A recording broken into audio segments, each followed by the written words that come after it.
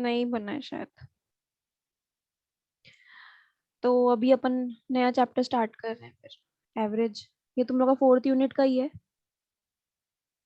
तो यूनिट 4 में ना तुम लोग के 4 चैप्टर हैं। एक तो रेशियो, फिर प्रोपोर्शन, एक एवरेज, और एक है परसेंटेज। ठीक है। तो रेशियो प्रोपोर्शन का अपना मैक्सिमम मैक्सिमम हर चीज हो गई है। अब मैं एवरेज का कंसेप्ट स्टार्ट कर रही हूँ। एक्चुअली मैं ना क्या कर रही हूँ, सबका एक बेसिक कंसेप्ट दे दे रही हूँ। फिर जब वो जो मेरे पास 4 या 5 साल के लास्ट ईयर की बुक्स, क्वेश्चन पेपर्स की बुकलेट आएगी ना, तो मैं सोच रही हूँ कि फिर उसके ही क्वेश्चंस मैं प्रैक्टिस करवाऊंगी। क्योंकि यूजुअली एग्जाम में ना क्वेश्चंस रिपीट होते हैं या फिर उसी टाइप के क्वेश्चंस आते हैं। तो अभी अपन बस बेसिक कंसेप्ट एक समझ लेते हैं। फिर जब एग्जाम का जब लास्ट वाला जो पार्ट आएगा ना, 1 या 2 महीने वाला, उसमें अपन सिर्फ लास्ट ईयर के क्वेश्चंस ही करेंगे एग्जाम वाले। तो मैं ये बताऊंगी कि एग्जाम में तुम लोग को लिखना कैसे है, जिससे तुम लोग मैक्सिमम स्कोर कर सको। क्योंकि अगर देखोगे तुम लोग तो रेशियो में, प्रोपोर्शन में क्वेश्चंस बहुत छोटे छोटे हैं, पर वो आते थोड़े ज्यादा मार्क्स के हैं, है ना। तो लिखना कैसे एग्जाम में मैं वो बताऊंगी, जिस वजह से तुम लोग के मार्क्स अच्छे आए। अभी एवरेज से तुम लोग को क्या समझ में आता है, मुझे कौन बताएगा। तुम लोग स्कूल के टाइम पे तुम लोग को जब मैम लोग मार्क्स बताते होंगे, तो तुम लोग यूजुअली अपना एवरेज मार्क्स निकालते होगे ना। तो एवरेज से क्या पता चलता है तुम लोग को। किसी का भी एक एक, मिडिल वैल्यू। वेरी गुड, किसी की भी एक मिडिल वैल्यू, मतलब लगभग लगभग बीच वाला एक, मतलब अगर, हाँ बोल सकते हैं कि अगर उमंग ने 50 दिया, यश ने 70 रुपए दिए, स्तुति ने 60 रुपए दिए, तो उसका एक एवरेज निकाल के, मतलब हर एक बच्चे ने लगभग लगभग कितने पैसे दिए, तो उसको अपन एवरेज बोलते हैं। हर एक चीज की एक मिडिल वैल्यू। तो एवरेज को अपन मीन भी बोलते हैं ना। मीन मतलब भी मिडिल वैल्यू ही होती है। तो एवरेज निकालने का फॉर्मूला क्या होता है, जो अपन बचपन में पढ़े थे, बचपन वाला formula. Average is equals to sum of all quantities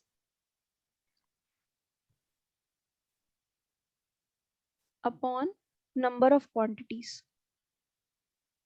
number of quantities. ठीक है, ये वाला फॉर्मूला तो सब लोग पता होगा सबको। एवरेज कैसे निकालते हैं, जितनी भी क्वांटिटीज पता है उसका सम अपॉन नंबर ऑफ क्वांटिटीज। तो मैं एक छोटी मतलब जो थ्योरी है वो बस मैं एक ओरली बता देती हूँ कि फंक्शंस ऑफ एवरेज क्या क्या होता है। To present the salient feature of data in simple and summarised form. सबसे पहला फंक्शन होता है एवरेज का, कि जो भी डाटा दिया है, जो भी डेटा हमारे पास है, उसके फीचर हमको सिंपल और समराइज्ड फॉर्म में बताता है एवरेज। एवरेज की वजह से हम लोग कंक्लूजन्स निकाल सकते हैं, कंपेयर कर सकते हैं कि कोई भी जो डेटा है वो हमारे दूसरे डेटा से बड़ा है, छोटा है, या फिर कंक्लूजन्स निकाल सकते हैं कंपैरिजन से। To get a single value that describes the characteristics of the entire group. अगर कोई एंटायर ग्रुप है, तो उस एंटायर ग्रुप का एक सिंगल वैल्यू से हम लोग डिस्क्रिप्शन बता सकते हैं, या फिर उसकी कैरेक्टरिस्टिक्स बता सकते हैं एवरेज की हेल्प से। To help in statistical analysis. अगर हम लोग को एनालिसिस करना है कोई वैल्यूज का, तो उसके लिए हम लोग एवरेज का यूज करते हैं। तो ये सारे जो पॉइंट्स हैं ये तुम्हारी बुक में दिए हुए हैं, पेज नंबर 287 में। पेज नंबर 287 में लिखा हुआ है फंक्शंस ऑफ एवरेज। तो मैंने वही सारे पॉइंट्स एक्सप्लेन किए हैं, फंक्शंस ऑफ एवरेज। उससे एक बार और गो थ्रू कर लेना। कुछ समझ में नहीं आएगा तो नेक्स्ट क्लास में पूछ लेना। फिर उसके बाद है मेरिट्स ऑफ एवरेज। मेरिट्स का मतलब क्या होता है, यश बताओ, मेरिट्स का मतलब क्या होता है।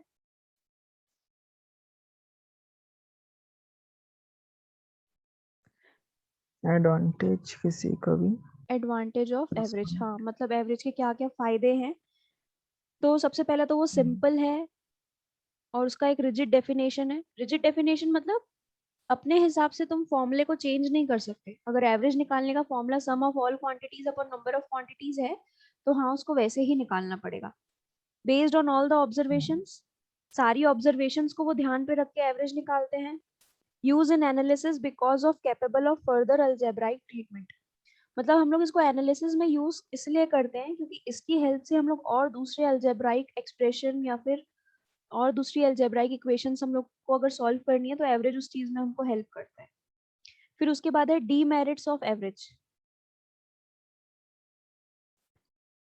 कि एवरेज के डीमेरिट्स क्या हैं, मतलब ये कहाँ कहाँ पर यूजफुल नहीं होता या फिर इसके क्या डिसएडवांटेज है। Sometimes it is not a true representative of a data, कभी कभार ये डेटा का हम लोग को सही रिप्रेजेंटेशन नहीं प्रोवाइड करता।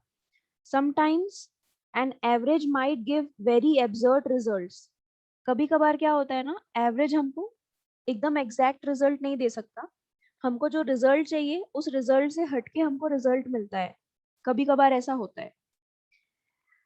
जो एवरेज होता है it can not be calculated if one और मोर ऑब्जर्वेशंस आर मिसिंग, अगर एक भी ऑब्जर्वेशन मिसिंग है या फिर एक से ज्यादा ऑब्जर्वेशन मिसिंग है तो हम एवरेज कैलकुलेट नहीं कर पाते। एवरेज निकालने के लिए हमको सारे क्वांटिटीज का वैल्यूज पता होना चाहिए। Average can not be obtained by observation, सिर्फ देखने से हम लोग एवरेज कैलकुलेट नहीं कर सकते। समझ में आ रहा है ना, सिर्फ ऑब्जर्व करने से एवरेज नहीं पता चलेगा, हमको उसको कैलकुलेट ही करना पड़ेगा। And average is affected by extreme values, अगर हमारे पास बहुत सारे डेटा है, उसमें से एक डेटा ऐसा है जो बहुत ज्यादा छोटा है या फिर एक डेटा ऐसा है जो बहुत ज्यादा बड़ा है, तो वो जो एक्सट्रीम वैल्यूज होंगी ना वो हमारे एवरेज को बहुत ज्यादा अफेक्ट करेंगी। ठीक है, मतलब मान लो कि ऑलमोस्ट सारे बच्चों ने 30 40 50 30 40 50 ऐसे कंट्रीब्यूट किया है, लेकिन एक बच्चा ऐसा है जो 5 रुपए दे रहा है, एक बच्चा ऐसा है जो 1000 रुपए दे रहा है, तो वो 5 और 1000 के वजह से हमारा एवरेज बहुत ज्यादा इफेक्ट हो जाएगा, होगा कि नहीं। तो अगर अपन जब एवरेज निकालेंगे कि एवरेज बच्चों ने कितने पैसे दिए, तो एवरेज तो 30 40 50 60 से ज्यादा ही आएगा ना। तो वो हमको क्या बताएगा कि एवरेज बच्चों ने इतने पैसे दिए, बल्कि जबकि ऐसा है नहीं, एक बच्चे ने बहुत कम पैसा दिया था, एक बच्चे ने बहुत ज्यादा पैसा दिया था। तो एक्सट्रीम वैल्यूज जो होती हैं वो हमारे एवरेज को बहुत ज्यादा अफेक्ट करती हैं। अभी तक मैंने जितनी भी चीजें बताई वो क्लियर हुई है? हाँ। ठीक है, अब हम लोग सिंबल्स के फॉर्म में देखते हैं कि एवरेज कैसे निकल सकता है। अगर मान लो हमारे पास n क्वांटिटीज है, वो n क्वांटिटीज हमारे पास कौन कौन सी है, x1 x2 ऐसे करके xn क्वांटिटीज है हमारे पास, और एवरेज को हम लोग रिप्रेजेंट कर रहे हैं x बार से, ये हमारा रिप्रेजेंट कर रहे हैं एवरेज। तो इसका फॉर्मूला कैसे निकालेंगे, x average is equals to x1 plus x2 plus so on xn तक सबको ऐड करेंगे और टोटल क्वांटिटी कितनी है n। तो ये फॉर्मूले के फॉर्म में है एवरेज का रिप्रेजेंटेशन। ठीक है, अब नेक्स्ट, अगर हमारे पास n क्वांटिटीज है, n क्वांटिटीज है जिसमें से हमारा जो x1 है वो ऑकर कर रहा है f1 टाइम्स, मतलब x1 की फ्रीक्वेंसी दी हुई है। फ्रीक्वेंसी का मतलब समझते हो ना, फ्रीक्वेंसी का मतलब क्या होता है, number of times a particular quantity occurs, कि वो क्वांटिटी जो है वो कितने बार ऑकर हो रही है, तो उसको हम लोग बोलते हैं फ्रीक्वेंसी। तो मान लो x1 जो है वो f1 के टाइम f1 टाइम्स हमारे डेटा में आ रहा है, x2 जो है वो f2 टाइम्स आ रहा है, और सो ऑन xn जो है वो f fn टाइम्स हमारे डेटा में आ रहा है। तो इसके लिए अगर हम लोग को एवरेज निकालना है तो इसके लिए हम लोग एवरेज कैसे निकालेंगे, f1 into x1 plus f2 into x2 plus so on fn into xn upon number of quantities n। तो ये वाला फॉर्मूला हम लोग तब यूज करेंगे जब अगर हमारी कोई क्वांटिटीज रिपीट हो रही होंगी, मतलब एक से ज्यादा बार अगर हमारे डेटा में आ रही होगी वो क्वांटिटी, तो हम लोग ये वाला फॉर्मूला का यूज करेंगे, जहां पर f1 ये रिप्रेजेंट करेगा कि x1 हमारे डेटा में कितने बार आ रहा है, F2 ये रिप्रेजेंट करेगा कि X2 हमारे डेटा में कितने बार आ रहा है, और सो ऑन। अब एक और चीज है कि इसी चीज को ना मैं इस तरीके से भी लिख सकती हूँ। एक और कॉम्प्लेक्स नोटेशन होता है जिसको हम लोग आइंस्टीन का समेशन नोटेशन बोलते हैं। तो जब x1 x2 xn इस तरीके से एडिशन के फॉर्म में लिखा होता है, तो इसको हम लोग शॉर्ट फॉर्म में इस तरीके से भी लिखते हैं। इस साइन का मतलब होता है समेशन xi अपॉन n। तो ये समेशन xi कुछ नहीं होता, बस ये इसका एक्सपेंशन को ही इस तरीके से लिखते हैं। तो इस साइन का मतलब हो रहा है कि हम लोग सम कर रहे हैं, और i की जो वैल्यू है, i की वैल्यू 1 से लेके n तक वेरी हो रही है।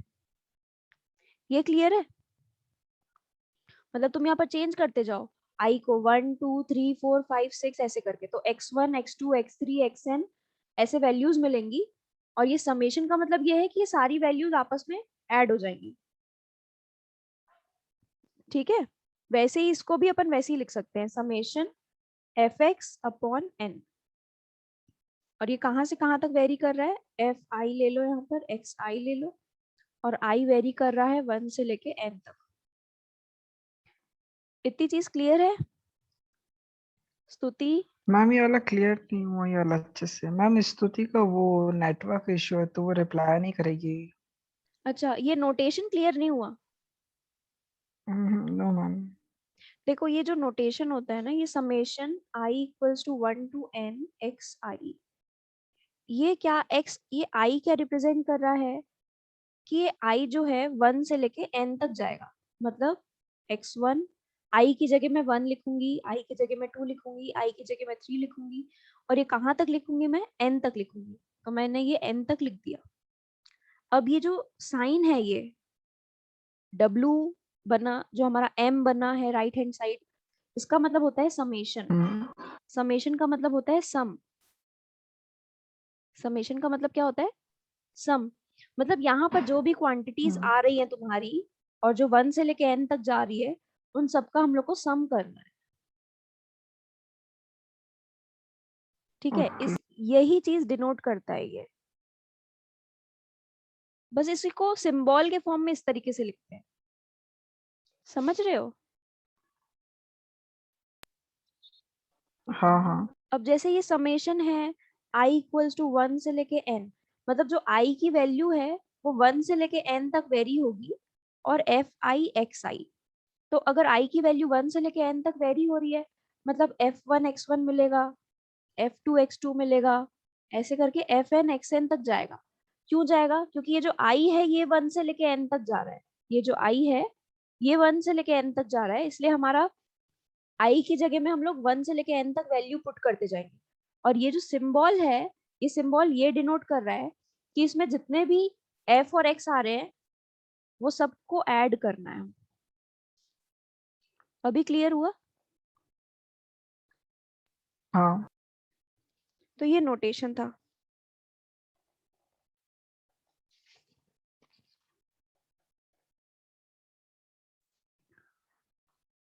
अब नेक्स्ट जो मैं क्वेश्चन दे रही हूँ ना, वो मेरे को लग रहा है कि तुम सबसे बन जाएगा। 5 वर्कर्स की वेजेस दी हुई है। 5 वर्कर्स की वेजेस दी हुई है 80 रुपए, 70 रुपए, 120 रुपए, 100 रुपए, और 110 रुपए। तुम लोग को फाइंड करना है एवरेज वेज। तो मेरे को बताओ एवरेज वेज क्या आएगा। फटाफट सॉल्व करो और बताओ।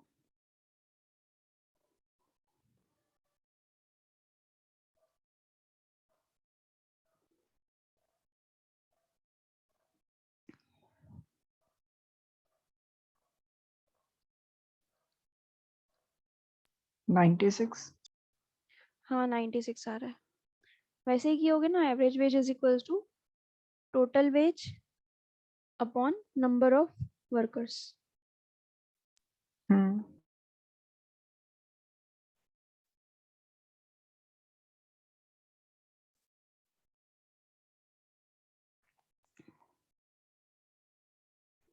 नेक्स्ट क्वेश्चन है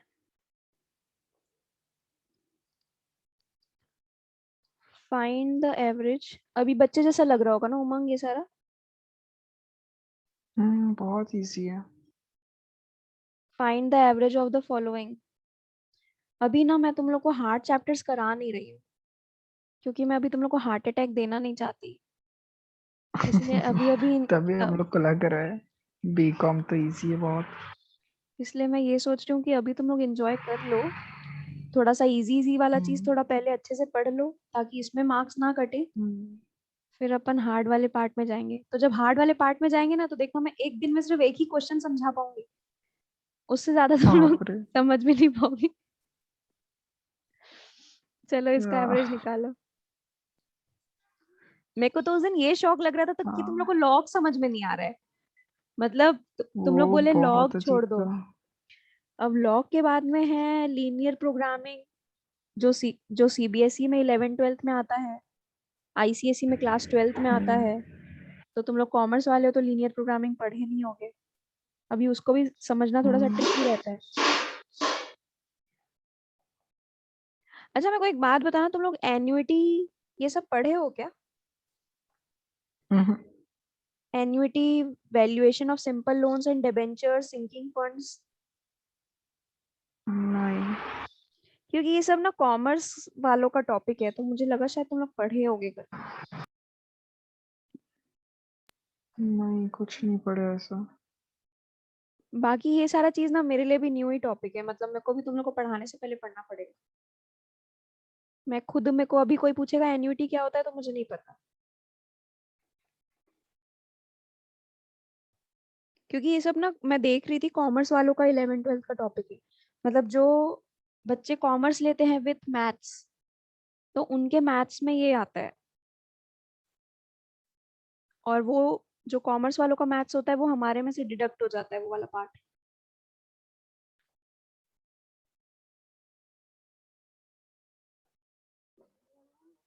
यश सॉल्व हुआ? पता नहीं यार, मैं तो ये जब भी पार्टिसिपेंट्स की लिस्ट खोल रही हूँ ना, मेरे को यश की जगह में वो जेठालाल ही दिख रहा है, मुझे बहुत हंसी आ रही है।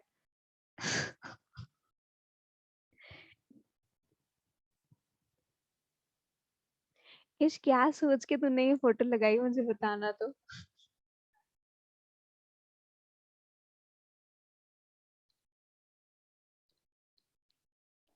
इधर क्या ये रिप्लाई क्यों नहीं कर रहा। अच्छा मेरा वो आंसर निकल गया 7.1 करके कुछ निकला। हाँ, इसका आंसर क्या आएगा? 7.1882। मुझे ना लग रहा है यश ना क्लास छोड़ दिया है ऑन, और चला गया। हाँ, नहीं रिप्लाई कर रहा है चैट में। क्लास बस ऐसा रिकॉर्ड हो रही है ना, इसीलिए रिप्लाई नहीं कर रहा हो। वाह शर्मिला है। यश बहल। नेक्स्ट क्वेश्चन है, Ram purchased 13 bags at the rate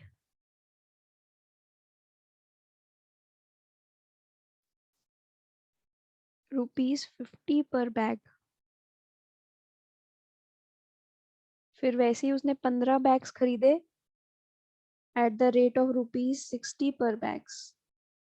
फिर वैसे ही 12 बैग्स खरीदे एट द रेट ऑफ ₹65 पर bag. Find the average purchase price. Find the average purchase price कैसे निकालोगे? मैम सबसे पहले 15 to 13, 16 to 15, 65 into 12, देन सबको सारी जितनी भी वैल्यू आएगी क्या होते हैं उन सबको प्लस करना है, उसका टोटल नंबर ऑफ बैग्स से divide. Total number of bags कितने आएंगे? ये आएंगे 30। 30 कि 40? 30 आएंगे। 40 ना, 5 6 7 अच्छा 8 अच्छा अच्छा 9 अच्छा 10। 40 40 नहीं 14 क्या है, कंफ्यूजन हो गया मेरे। 15, हाँ हाँ 40 40। चलो फिर बताओ। कितना आ रहा है एवरेज परचेज प्राइस, जब तक से मैं next question.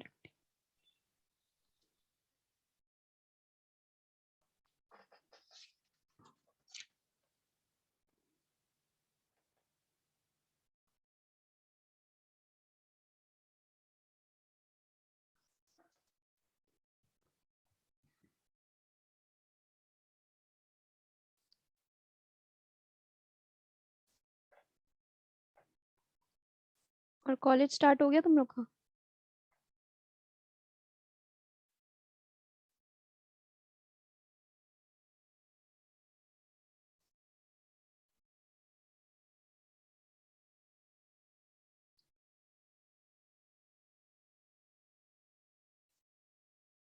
Calculate the average income from the following statistics. Income लिख रही हूँ मैं और फ्रीक्वेंसी लिख रही हूँ, तो वो जो फ्रीक्वेंसी वाला फॉर्मूला था उससे निकालना पड़ेगा एवरेज। इनकम 8.0 है दो लोगों की, 8.5, 6, 9.0, 8, 9.5, 12, 10.0, 7, 10.5, 5, 11.0, 1। तो इस चीज के लिए ना क्या करना, एक टेबल बना लेना, उस टेबल में इनकम को मान लेना x, फिर फ्रीक्वेंसी को मान लेना f, और फिर यहाँ पर क्या कैलकुलेट करना, fx।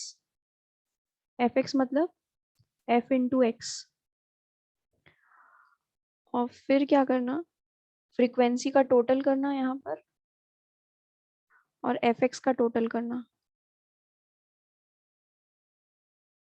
और उसके बाद तुम लोग को एवरेज इनकम निकालनी है। तो एवरेज इनकम निकालने के लिए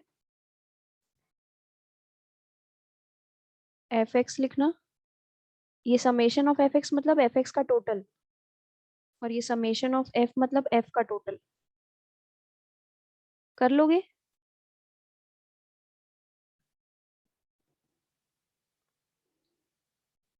उमंग, मैम तो यश। फिर ये समेशन, मैम ये समेशन ऑफ एफ में क्या बोलते हैं हम लोग, 7 लिखेंगे या फिर सारी वैल्यू को प्लस करके? अभी समझ में आ रहा है? ये टोटल का मतलब क्या, ये जितना भी इधर वैल्यू आएगा तुम्हारा उसका टोटल करोगे, वो जो टोटल करोगे वही तुम्हारा समेशन ऑफ एफ होगा। ठीक ओके है, मैम, ओके। मतलब समेशन ऑफ एफ मतलब मैं अभी समझाई ना, कि F1, F2, F3 जितना भी होता है उस सबको जब प्लस करते हैं अपन, उसी को ही तो समेशन ऑफ एफ लिखते हैं ना। तो मैं अगर समेशन ऑफ एफ बोलूं या टोटल ऑफ एफ बोलूं, मतलब बात तो सेम है। समेशन ऑफ एफ एक्स बोलूं या टोटल बोलूं एफ एक्स का, बात तो सेम है। क्योंकि समेशन ऑफ एफ एक्स का मतलब भी क्या, F1 x1 को ऐड करो, F2 x2 को ऐड करो, F3 x3 को ऐड करो, तो इसको बोलते हैं समेशन ऑफ एफ एक्स। ठीक है।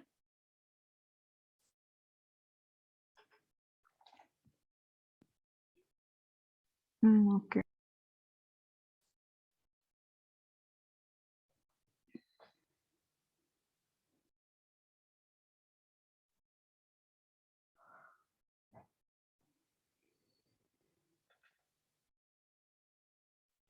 अभी तुम तीनों के पास बुक है क्या? स्तुति का तो कुछ रिप्लाई नहीं आ रहा है, वो तुम लोग से कांटेक्ट में है, मतलब कॉल वगैरह में या किसी में?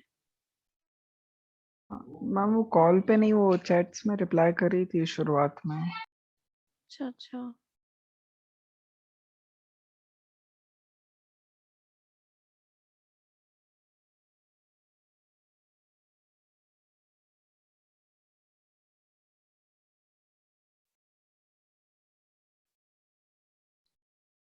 मैम इसको बाद में सॉल्व करके बताऊं क्या? लंबा हो रहा है, सॉल्व कर लूंगा लेकिन। कर लो, सब लोग कर लेंगे ना, तो कर मैम लेना इजी। ये सॉल्व। हाँ। और इसके पहले वाला हो गया था, ये वाला हाँ मैम, 582 आया था शायद आंसर। 58.25 आना चाहिए। हाँ हाँ, वही वही। हम्म।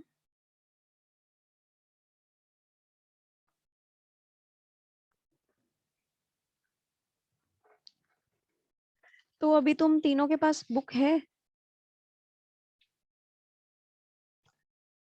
नहीं मेरे पास है, बस इन लोग के पास नहीं है, और मेरी बुक भी पता नहीं बैग में हाँ है मेरे पास है बुक।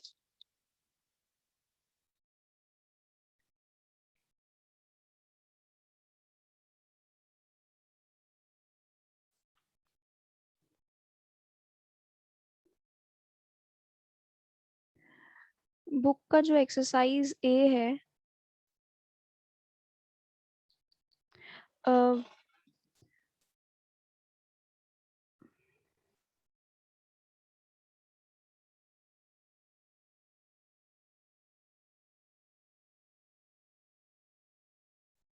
एक मिनट। उमंग, बुक का जो एक्सरसाइज ए है उसका फोटो खींच के व्हाट्सएप में डालो ना। एक सेकंड।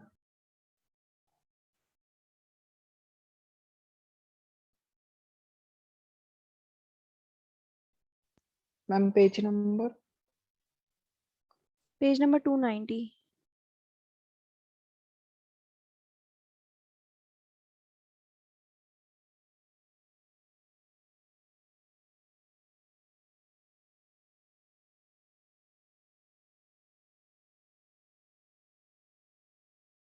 मैम इसमें तो हम इलस्ट्रेशन 7 है।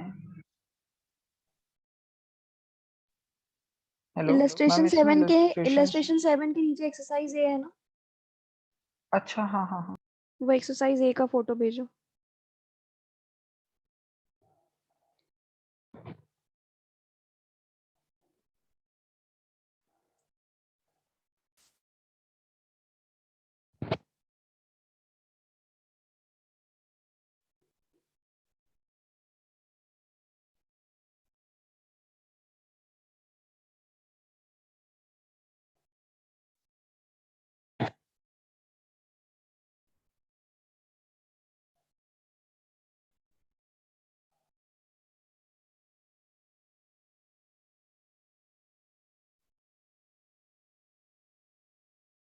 उमंग यार, फोटो बिल्कुल क्लियर नहीं आई है।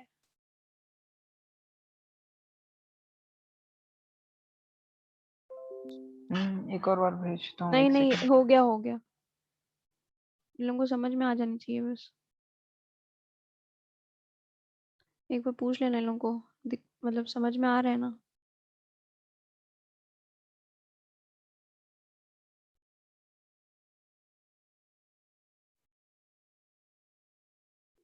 तुम लोग को दिख रही है एक्सरसाइज ना? तो एक काम करो, फर्स्ट सेकंड थर्ड फोर्थ करना स्टार्ट करो। और अगर कोई डाउट आएगा तो मेरे से पूछना, ये चारों क्वेश्चन में अभी। हाँ ठीक है ठीक है।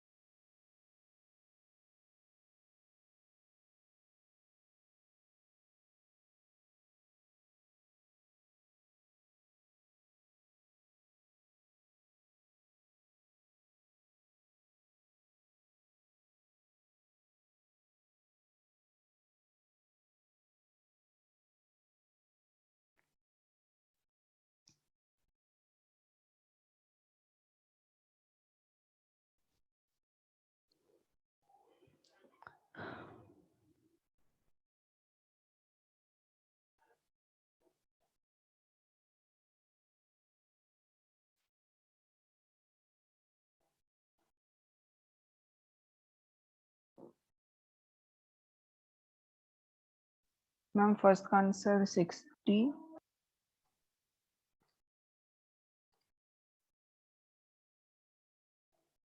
फर्स्ट का फर्स्ट का आंसर आंसर? 60 है। हाँ, वो तो उसमें दिया भी हुआ है 60।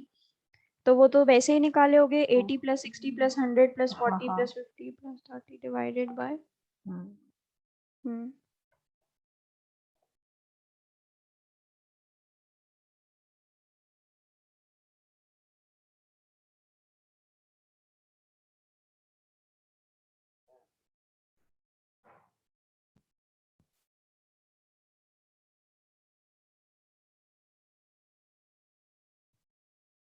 भाई फिल्म का नाम भी लिखा है, मेरे को हंसी आ रही है question. Number of ladies who saw the film सिर्फ होता तो भी ठीक रहता। वही तो मैं भी पढ़ा था। फर्स्ट क्वेश्चन तो ऐसे होता है, आखिरी क्वेश्चन बेकार होता है एक तो। फोर्थ वाला नहीं हो रहा है क्या? नहीं नहीं, अभी तक ट्राई नहीं किया हूँ। हाँ, सेकंड वाले का भी आंसर सही आ रहा है मेरा, 15। हम्म। मतलब ना इसमें जो फोर्थ वाला क्वेश्चन है ना, उसमें टोटल अमाउंट दिया हुआ है कि उसने टोटल कितना पैसा लगाया है हर एक month. During first 6 months he bought the shares at a price of rupees 10, rupees 12, rupees 15। मतलब तुम लोग को ना फ्रीक्वेंसी नहीं पता है इसकी। हाँ। मतलब पहले 6 महीने में ना उसने इतने इतने में पैसे, मतलब इतने इतने में उसने खरीदा है। रुपीज 10 में ना उसने शायद फर्स्ट मंथ में खरीदा होगा, रुपीज 12 में सेकेंड मंथ में।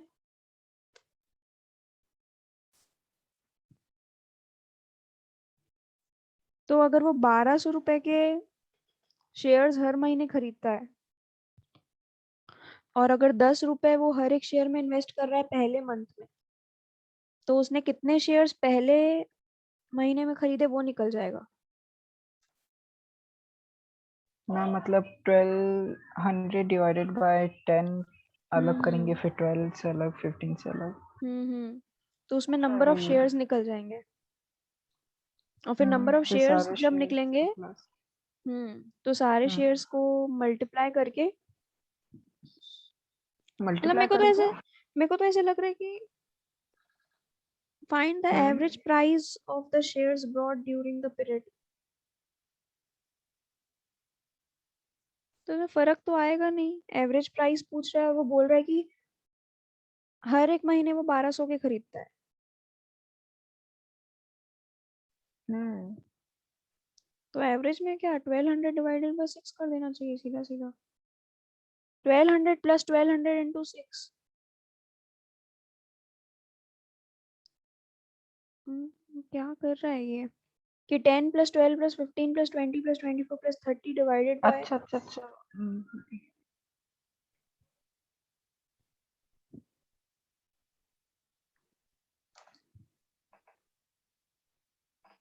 मैम शायद ये ऐसे होगा कि वो हर महीने 1200 रुपए के खरीदता था, लेकिन वो शुरुआत के 6 महीने में सिर्फ 10, 12, 15, 20, 24, 30 का लिया हो, और उससे आखिरी के 6 महीने में 1200 का लिया हो, फिर सबको डिवाइडेड बाय 12 करना हो। ऐसा एक साल का तो नहीं लिखा है इसमें। उसने बस हर एक महीने में हर महीने वो कितने तक का खरीदता है ये दिया हुआ है। अच्छा, during first 6 months he bought the shares at a price of rupees 10, 12, 15, 20, 24 and 30 per share. Find the average price of the shares bought during the period. अच्छा अच्छा।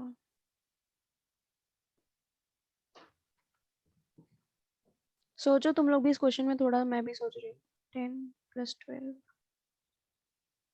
15 plus 20 plus 24 plus 30 divided by 6।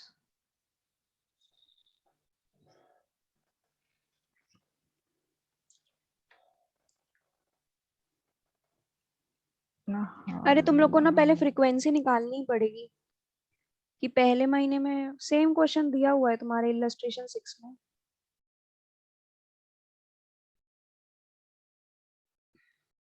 पर उसमें after 5 months बोल रहा है।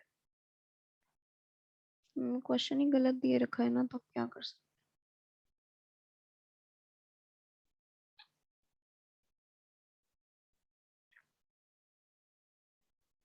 तुम लोग ना क्या करो, वो जो लास्ट वाला क्वेश्चन है ना, हेलो, हाँ हाँ। लास्ट वाले क्वेश्चन में सबसे पहले तुम लोग हर एक मंथ में फ्रीक्वेंसी निकाल लो। फ्रीक्वेंसी मतलब समझ में आ रहा है? मतलब उसने 10 रुपए में कितने शेयर खरीदे, 12 रुपए में कितने शेयर खरीदे, 15 रुपए में कितने, 20 रुपए में कितने, 24 में कितने और 30 में कितने शेयर्स खरीदे। तो तुम लोग के पास वो एफ आ जाएगा हर एक मंथ के लिए, और उसका टोटल एफ निकाल लेना। टोटल एफ निकालने के बाद में 1200 को तुम लोग 6 से मल्टीप्लाई कर देना। तो 1200 को तुम लोग 6 से अगर मल्टीप्लाई करोगे तो कितना आएगा, 1200 को 6 से मल्टीप्लाई करके 6000 वो तुम लोग का टोटल अमाउंट आ जाएगा। 72 आएगा। ठीक है, और नीचे तुम लोग ना टोटल नंबर ऑफ शेयर्स वो निकाल लेना। टोटल नंबर ऑफ शेयर तुम्हारा कैसे आएगा, समेशन ऑफ एफ, और समेशन ऑफ एफ निकालने के लिए तुम लोग को F1 F2 F3 F4 F5 F6 निकालना पड़ेगा। और ये तुम लोग कैसे निकालोगे, 1200 divided by 10, 1200 divided by 12, 1200 divided by 15, समझ गए।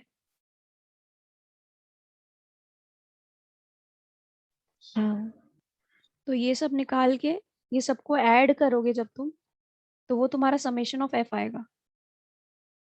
वो करो फिर बताना मुझे कितना आ रहा है।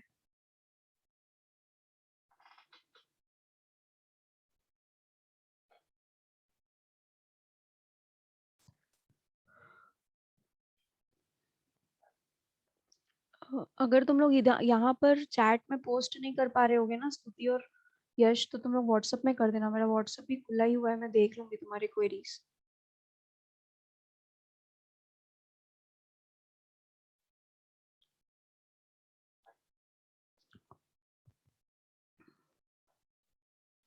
तो अगर ये तुम लोग कर लोगे तो मैं आगे बढ़ूं फिर। अब आगे बढ़ो, नहीं हुआ तो फिर आपसे पूछ लेंगे नेक्स्ट क्लास में।